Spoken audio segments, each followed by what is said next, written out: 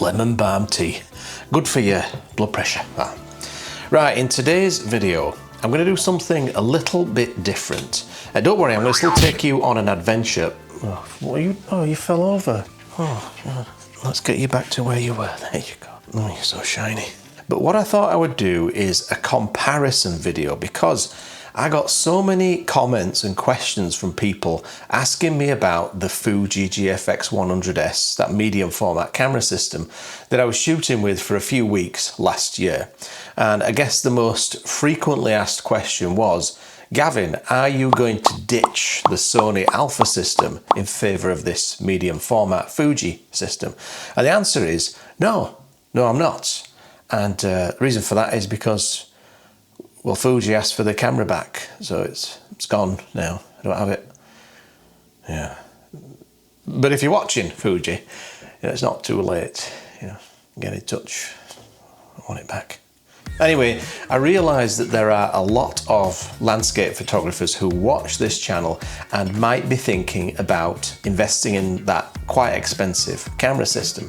And in fact, I get quite a lot of emails from people asking me about it, and I can't tell whether they're hoping that I'm going to talk them into buying it or talk them out of buying it. So I just thought it would be a good idea to do a comparison video between this $11,000 camera system, because you've got $7,000 for the camera, about $4,000 for the lens, Canadian dollars, so it's about 11 grand, compared to a far more affordable camera system.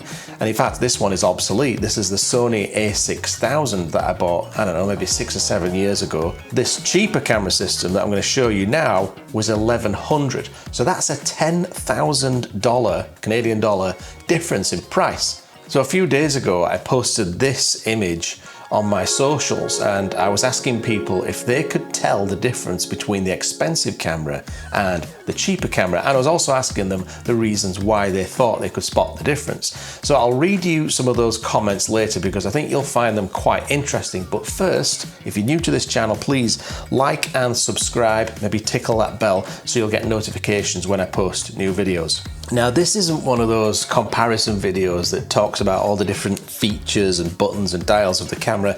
I'm not interested in that. All that I'm doing here is focusing on the end result. It's the image that these cameras can produce. So I'm going to take you to this beautiful location that I filmed back in October when I shot this video, and let's see if you can spot the difference that $10,000 makes. Well, it's 6 AM. I've had 3 hours of sleep, and I do have a face like an appalled Gordon Ramsay, which, if you've ever seen that, you'll know it's atrocious. And I'm not very happy because, as I said, this is my very last shoot with the Fuji GFX100s, and then I've got to hand it back. If you think that's wrong, then feel free to set up some kind of petition or something like that. And anyway, I've got a massive hike ahead of me, so I better just grab my gear and hit the trail. Alright, so as I said, it's quite the hike to where I'm headed, so let me take you there, let me show you this spot.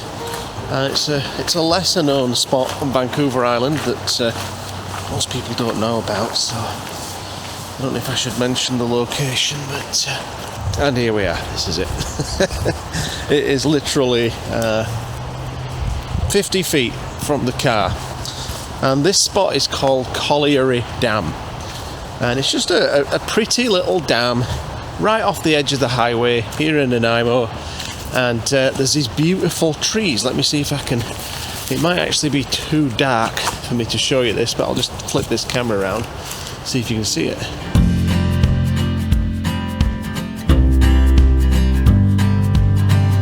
Now, this video is going to be a bit more nerdy than my usual content, so if you like that kind of thing, post a comment and let me know, but rest assured, my next video will be ridiculous.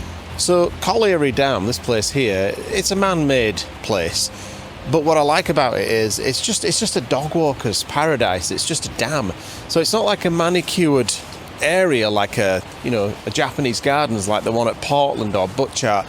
it's just, you know, it's just the forest around this dam. So nobody takes care of it. Nobody comes to pick up the leaves and tidy things up. It's just left to its own sort of natural situation, which I really like, because that means that in addition to these beautiful ornate tree forms that lean over this pond, I just love this blanket of orange.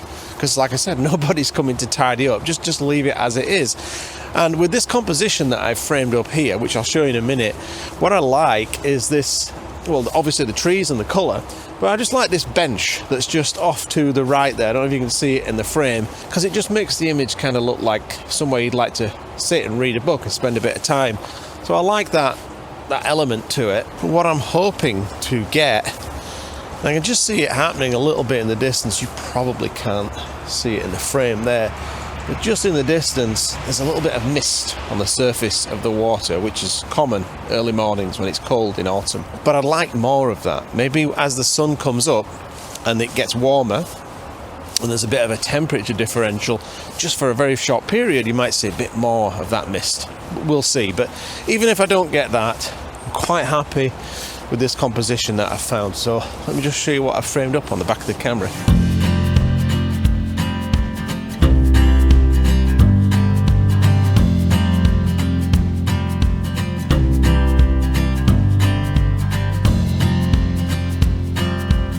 Right, so here's this composition, and I really love how these two trees kind of echo one another. You've got this one here that's just off center, then the one just behind it, which is about 20 feet behind it, but it's almost a similar shape. You know, they're both doing the same lean over this pond, so I really love those two elements. And then of course how they arch over the pond and these beautiful yellow leaves. So if I just make that a little bit dark, you can see really what we have is a nice combination of yellow, green, and then just a few sort of almost bright orange leaves, and I just really love that. And then in the pond you can see just enough of the reflected trees, and I like that two-tone element. So you've got that bright bit of sky and then the shadow of the trees. Oh, look at that leaf just falling down there.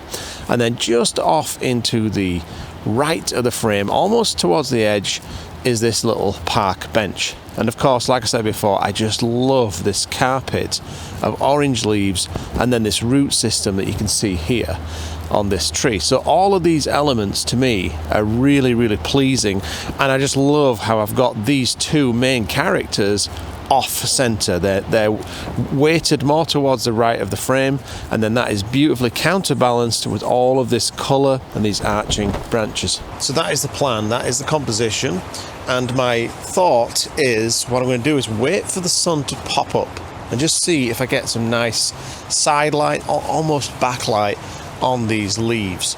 And then if I do get some nice light, what I'll do then is I'll take the shot in earnest, and then as quickly as I can switch that camera for the A6000 and take the exact same composition while there's still that similar light, and I'll try and get the exact same shot on two different camera systems, and then we'll get them back into Photoshop and compare them and see how big of a difference there is between very expensive medium format and very affordable APS-C crop sensor system. Hiya ducks, I just want to cuddle one. Is there anything wrong with that?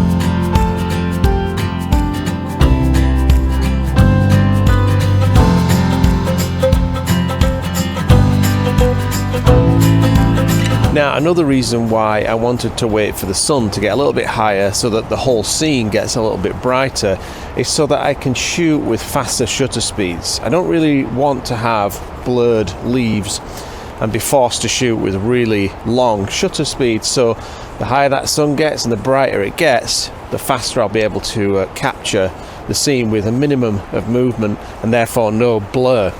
In order to make this completely unscientific and pointless comparison as pure as possible, I've taken off the polarizing filters on both cameras, so all you're seeing is just a straight lens straight into the camera with no filters. I just figured that would keep things a bit cleaner and simpler for the purposes of this idiotic comparison.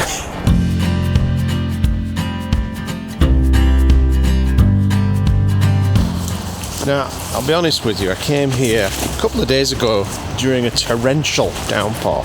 That's when I found this composition, and I actually think I had more impressive and atmospheric conditions then than I do today. I mean, the reason why I came back today is because, well, I didn't bring any of my vlogging gear the other day, so it was just kind of like I just came for a walk, and then I found this shot.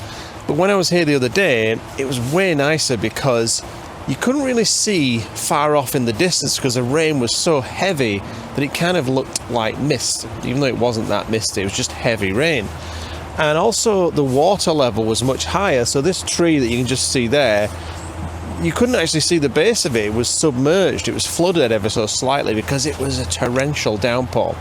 Anyway, I thought I would come back, especially very, very early, in the hopes of getting a calm lake. And so I do have a calm lake, but without that higher water level, it just doesn't look anywhere near as tranquil and peaceful as it did the other day. So I kind of wish I'd brought my vlogging gear the other day. Anyway, that's just how it goes, but I'll show you those shots that I got from the torrential downpour the other day, and let me know what you think.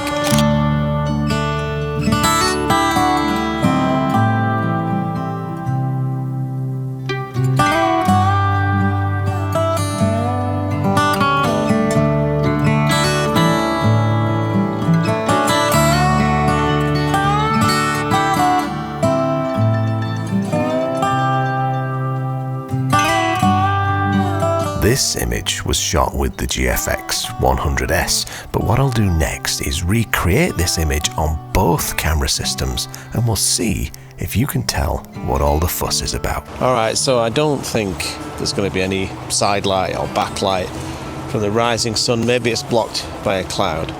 And I don't really want to wait here for 2 hours just on the off chance of getting an okay shot just for the purposes of this moronic comparison. So what I'm going to do is just put the A6000 right on this tripod and see if I can get the exact same composition as I've got here with the Fuji GFX100s. Now it's going to be slightly different because the cameras have different dimensions, different sizes and depths. So it's not going to be exactly the same composition, but it's as close as I can physically get it with the tools that I've got. So let's switch this out, see if I can capture the exact same shot. Oh, this squirrel just jumped from one tree to the other. Very, very cute. I just want to cuddle a squirrel. What's wrong with that? Someone's got a pet squirrel somewhere. Anyway, so now I've got, as you can see, the A6000 on, and it just feels like a toy. It feels like a toy camera compared to the Fuji, but also compared to the A7R4 as well. It is a whole different caliber of camera. But anyway, I framed up the exact same composition that I could, and I'll just show you the back of the camera. What you'll see immediately is that I'm shooting a 3x2 because this camera does not have the customizable aspect ratio settings that the Fuji does, but that's fine, whatever. It's a much cheaper camera. So I've done a range of exposures at different apertures. This one was f22, so I was just trying to get a bit of a soft blur on the water there, so I'll take that one again, just to have it. But my logic is that I'm focusing on the same spot, which is this first tree in front of me. I'm using the same settings, as close to the same settings as I can use. I'm using auto white balance. On this camera, I've chosen an aperture of f11 because it's really, really sharp with this lens. Focus on the same spot, auto white balance, trying to get as close to the same shutter speeds as I got before, but obviously there's a couple of minutes in between where I switched cameras out, so this one might be slightly faster because it's getting brighter every second. But this is as close as I can get to the exact same composition, the exact same settings, and the same shutter speed, and we will see what the results look like. So I'm going to have to try and figure a way to show you both of these images first without telling you which one is which, and see if you can guess, and then I'll do the reveal, tell you which one is which. Okay, so I'm not going to animate these images like I usually do. I just want you to study the images in this 4K video and see if you can spot the difference that extra $10,000 actually makes. Now, what you are looking at are two raw files. There's no exposure blending done in Photoshop. All I've done is applied a few basic camera raw tweaks just to try and make them look as close to identical as possible. So now that you've studied that for a little bit, and maybe you also studied the ones I posted on social media a few days ago, I'm going to give you the reveal in a few seconds. But first, let's just look at the comments that I got and see how close people were to guessing which was which. So first one here, at 2048 pixels, it doesn't matter. And I guess that's the point here. Like I said earlier, if you only shoot for the internet, really, what difference does it make, especially if you know how to process your images? One from Anthony here. I'm going to guess B because it looks more balanced. I don't know if I'd spend 10 grand on the difference though. Mackenzie photo, too difficult to tell on a mobile screen, but focal length might help, so I'm guessing A. Again, if most of you are looking at these on screens, does it really matter? Rita says both of them are very nice, but the A one had a little bit more detail in the green on the tree. Drew Brown says, I would say B it was the more expensive, but the fact that I'm struggling to tell and I would accept either shot suggests cameras are like golf clubs. You can still hit the ball straight with cheaper clubs. That's quite good. I'll try and scroll through to the coherent ones. Rob Crilly says A is the 1100 and B is the 11 grand. Seems there's more detail and less faux saturation in B, but what do I know? Chris Dell says I'm thinking B for the more expensive camera because B seems to have more dynamic range and is catching more detail and colour. A in comparison looks like it's had a sharpness filter applied. Again, the same point from Walking in All Weathers. The fact that we need to pixel peep, and even then it's hard to tell any difference, is a sign that you don't need to spend 11 grand on a camera. Interesting one here from Gil Munoz. Of course, A is the Fuji. The leaves, the bench and the reflections have a wider colour range and more resolution than B. John Fallows says, very difficult, but looking at the twigs in the lower right corner, I would say that the image A is the $11,000 camera. Okay, so having gone through all of these comments and answers, I'm going to roughly estimate that about 60 to 70% of people said that B was the Fuji $11,000 camera and that A was the cheaper $1,100 camera. And I'm afraid to tell you guys that you were right. B is the Fujifilm GFX100s $11,000 camera system. So most of you got this right. And I also posted the same question on Flickr and on my Facebook page, and it was round about the same percentage of people got it right, which makes me feel really good because that means that most of my audience knows what they're talking about when it comes to photography. I'm impressed. And for the other people that got it wrong, I don't think there's any shame in that because, as many of the comments have said, it's very difficult to tell the difference. In fact, so much so that let's go into Photoshop now and we'll do some real hardcore pixel peeping like proper Fuji nerds and just see what the difference is. So here you will see in Photoshop, up here on the top, this is the Fuji RAW file, the RAF.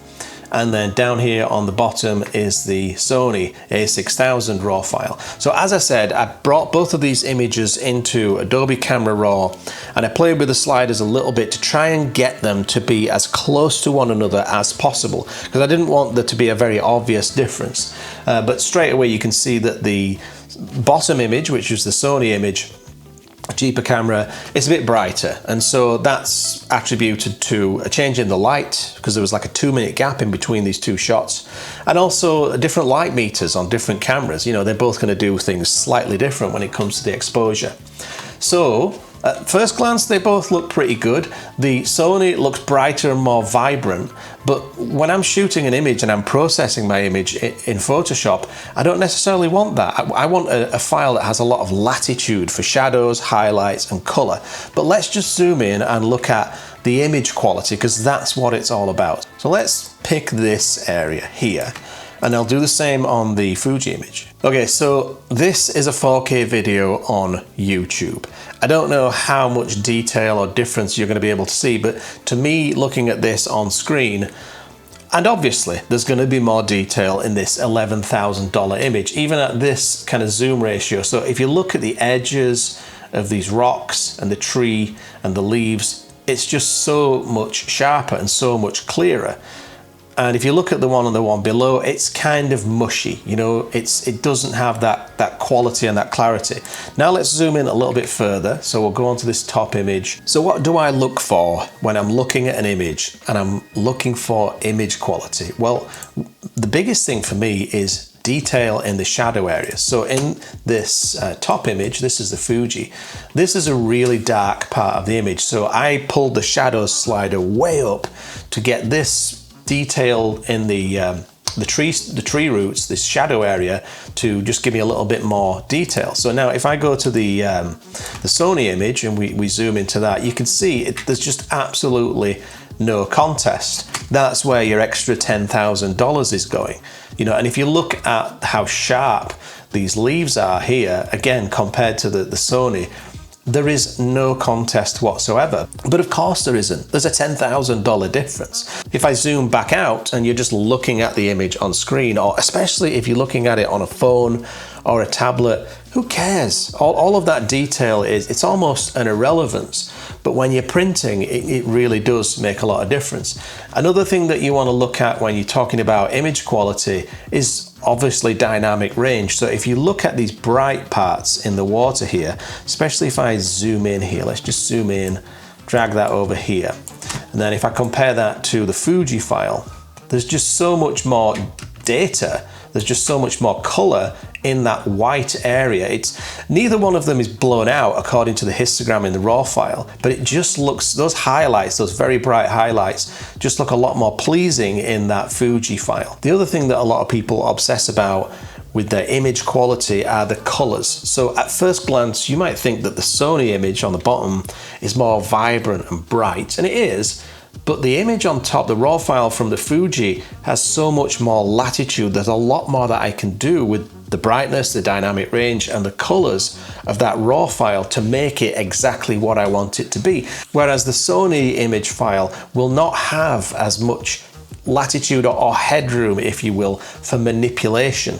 And I like to have total control over all aspects of my image. Now, it's worth pointing out that if I'd used a $4,000 Zeiss lens on the Sony, you would see a whole different level of image quality. Even on that much cheaper camera, it would be sharper, the contrast would be better, and maybe the colors would be slightly different. But for the purposes of this comparison, I wanted to show the difference between an $1,100 camera and an $11,000 camera.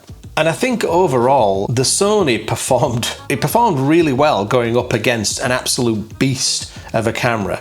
Sure, the Fuji can do so much more, there's so much more detail, it's sharper, it's cleaner, it's less noisy, I can do anything I want with that raw file. But for a $600 camera, in that Sony image on the bottom there, it had a fair old go at trying to keep up with the beast. Right, so in summary, I want to just go through some reasons why you might want to buy the Fuji GFX100s, and then a bunch of reasons why you won't want to buy that camera system. And I just want to say outright that I am not being paid by Fujifilm. I'm not even getting a free camera out of it. Am I, Fuji? No. So first, let's look at the reasons why you might not want to buy the Fuji GFX100s. So if you post your work primarily on social media, if it never gets printed, if it just stays within the digital realm, quite honestly, a camera of this caliber, it's a bit of a waste of money for you, because if you know how to process your images, especially if you've got some Photoshop skills, you can pretty much create the exact same result or barely discernible result on a much cheaper camera system, whether it's full frame, crop sensor, micro four thirds, even a phone to some extent. So do you really need all of that resolution? If you're not doing prints, you really don't. You've just wasted $10,000. I would stick to a more affordable camera system that gives you more money to spend on travel, you know, or perhaps a wider lens lineup, perhaps other gear. You don't necessarily need to spend that extra 10 grand on resolution that, quite honestly, you might never use. One downside of this Fujifilm medium format system is its size and its weight. Now, I do believe that this camera is the smallest medium format camera that you can get. I might be wrong, but I think that it is. But even so, it is quite a bit bigger and heavier than your high-end mirrorless full frame cameras. But having said that, it's still smaller than all those big chunky DSLRs that we all used to carry around 5, 6, 7, 8 years ago. So if you don't do mega hikes, it's not going to bother you. Or if you do mega hikes but you're super fit, It's not going to bother you. If you're an out of shape shambles and a disgrace like me, it's going to bother you. Next up is the files. Those massive 102 megapixel RAW files, they're slow to load. They're really sluggish. And I've got quite a fast, powerful computer, but I found that those files took forever to load. Very, very frustrating. And then I guess the other downside of those files being so big and clunky and slow is that you can't really shoot super fast, high-speed burst mode. You know, I think it's something like, I might be wrong, I think it's about 5 frames per second, which is pretty bad compared to a lot of the higher end full frame cameras that can shoot super fast. So if you're shooting fast action scenes, which in landscape photography you often do. I mean, think of some of the wave action scenes that I shot a couple of years ago with the Sony. Oh, I just wouldn't capture those perfect moments in time with that Fuji medium format camera because it's just that little bit too slow because of that massive resolution. And as I said, they're kind of slow to work with on the computer as well. It does get a little bit frustrating. Hopefully Fuji can do something about that because I don't really see why the files should take 3 or 4 times longer to load on my computer when compared to the Sony a7R IV files, which are 64 megapixels. So that's only a 40% difference in file size and resolution, yet it takes 2 to 3 times, maybe 4 times longer to load up those Fuji RAW files. I don't know why, but maybe they can fix that. If they could, that would be great. Another downside with this medium format Fujifilm system is they really don't have many lenses, and they've been quite slow to bring out lenses because 4 or 5 years ago that Brent got that first Fuji medium format lens, and we're still waiting for a better lens lineup. Now I remember when Sony first brought out the Alphas in 2013, the A7R, I was one of the first people to get that. Same problem, they had hardly any lenses in their lineup and people used to complain about it. Well, that's where Fuji is now. Hopefully they can catch up the same way that Sony did and offer a better lens lineup. But for now, it's kind of frustrating how slow and how limited that lens lineup is. So step on it, Fuji. And then the final reason why I would perhaps not recommend that you buy the GFX100s is because Fuji, not long after that camera came out, released its little brother, which is the GFX50S2, I think that's what you call it. So it's basically the same camera, but half of the resolution. And so you're paying a little bit less money, so it's a bit more affordable. And still 50 megapixels, that's a huge high resolution camera. There's a lot you can do with that, especially when you consider that you can just up-res that file to pretty much whatever you need. So why would you want to buy the more expensive 100 megapixel camera when you can get a medium format camera for round about the same price as a high-end full frame camera? So I think Fuji have kind of done themselves a bit of a disservice with how they've figured all of that out. But if I was a stills photographer and I really wanted to get into medium format and I had the budget to go either medium format or full frame, high-end full frame, I'd just get that GFX50S2, because the other thing I think about that is it's a medium format sensor, but it's half the resolution of the 100 megapixel version, which to my mind, and I might be wrong on this, I would think that that would give you better image quality because those photo sites on that sensor will be able to suck in a lot more light because they're double the size because they're half the resolution. So I would expect that that camera will be better at low light photography and long exposures. Having said that, the GFX100s really produces clean images, so I don't really know if there would be that much of a difference. So now let's look at some reasons why you would want to buy this medium format camera from Fujifilm. And quite obviously, first and foremost, is the image quality. It is superb. It's so clean, the images are so sharp, especially with these beautiful lenses. Absolutely fantastic. However, is it any better than the best full frame cameras out there? I honestly don't think it is. I've compared some of the RAW files from the Fuji to some of the RAW files that come out of my a7R IV, and in terms of quality, they are comparable. There's not much difference. And maybe people prefer the colors that Fuji produces. I don't really care about that because I shoot RAW and I tweak my colors a lot anyway. So that really doesn't matter to me. I never really played with the film simulation on the Fuji camera. I wasn't really that interested, to be honest. And I know that a lot of Fuji nerds will probably be appalled that I don't have any interest in those filters, but whatever, you know, I just want to be able to control it myself in post. So brilliant image quality, but is it better than the best full frame? Probably not, but how good do you need? I mean, once you're up at that level of image quality, it's about as good as it gets. Another thing about the Fuji was that it is physically a joy to use. Like, I got really excited about using that camera. Just the way that it sits in your hand, the menus, the buttons, the dials, it's just a pleasurable piece of gear to use with your hands. And if you compare that to some of the smaller mirrorless cameras, there's just no competition. But then that's because it's a bigger camera, you know, it fits your hands a little bit better. So even though there's that downside of it being heavier and bigger and it's a pain to hike with, once you get it in your hands, it's just so much more ergonomically pleasing. And then the other thing about having a nice piece of equipment that you're excited to use is it actually lures you and inspires you and motivates you to go out and shoot more. I guess that's the difference between my crappy car that I drive right now, which is a Toyota Echo. I don't want to drive anywhere in that thing. Now, if I had a Ferrari, I'd probably want to drive everywhere just for the love of driving. They both produce the same result, which is to get you from A to B, but one of them is just a joy and a pleasure to use. And that is the difference between more affordable, lower end cameras and this, basically what is the Ferrari of cameras. It feels like that when you shoot it with it. Everything is just so enjoyable when you shoot with this medium format camera from Fujifilm. Next up is the lenses. The 3 lenses that Fuji sent to me were just superb. I loved how sharp they were. They were very easy to focus. I love those manual aperture rings.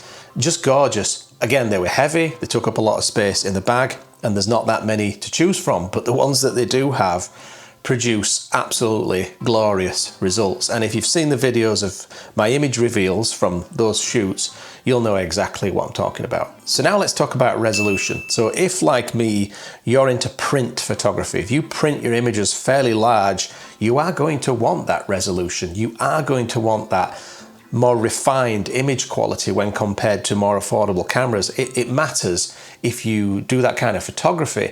And also if you get smaller print gigs, let's say the cover of a magazine, because you've got all that resolution, you can crop quite a lot and recompose your images. Because I've actually lost out on magazine deals before because companies have seen my pictures online, let's say Instagram, and got in touch and said, oh, we would like to pay you for that image on the cover of the magazine. You send them the file, knowing full well that they're probably going to say the resolution isn't there, and you lose out on that deal. Well, with a higher resolution camera with really superb image quality, you can crop in and even to some extent, you know, enlarge, up-res that image and get those gigs that you otherwise would have lost. The more resolution you've got, the more gigs and deals you're going to get when it comes to print. Another reason why I really loved the Fuji GFX100s is, and nobody ever seems to talk about this, the 4K video files that I got out of that camera were just absolutely stunning. I'll show you a few clips that I shot on that trip to the Rockies, and I just love how they look. I didn't bother with any simulation or color profiles or anything like that. I literally just put it into video mode, went with whatever the default settings were, and hit record.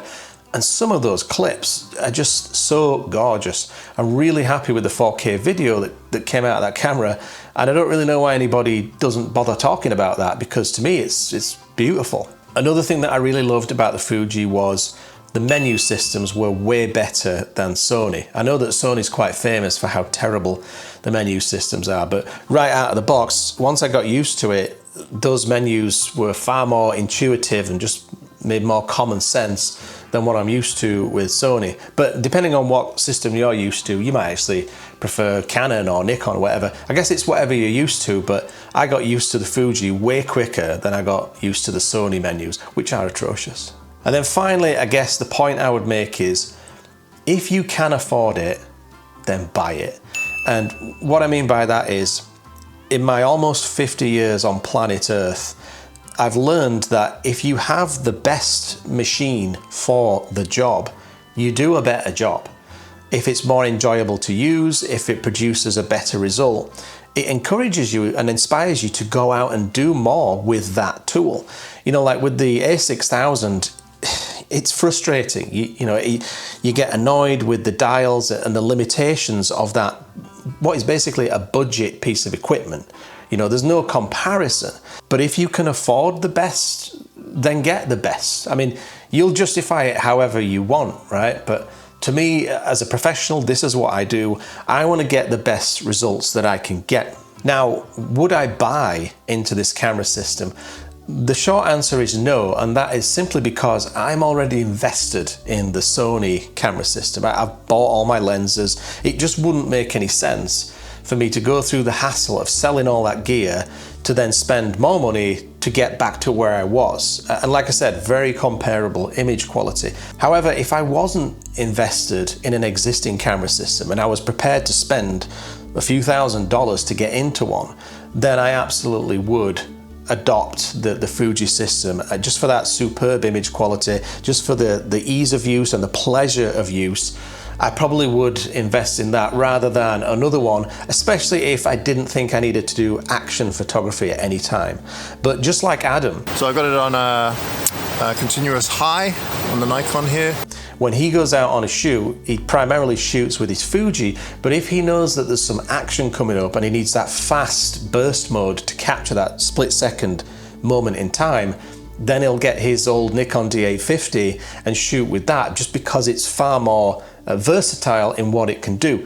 The GFX100s is a little bit of a one-trick pony. It's for photographers who have the luxury of a bit more time and they're not rushed and they can set things up and wait for that perfect moment.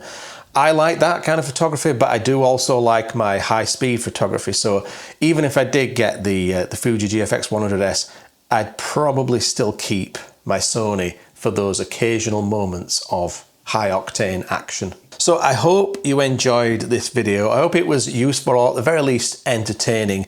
Please hit that like and subscribe button, tickle that bell, and in my next video I'll go back to my usual format. I've still got one more day at Writing on Stone with Adam Gibbs and Amanda. Oh, and as I said, Fuji, if you're watching, get in touch. It's not too late. Oh, and just so you know, I was standing in dog shit the whole time.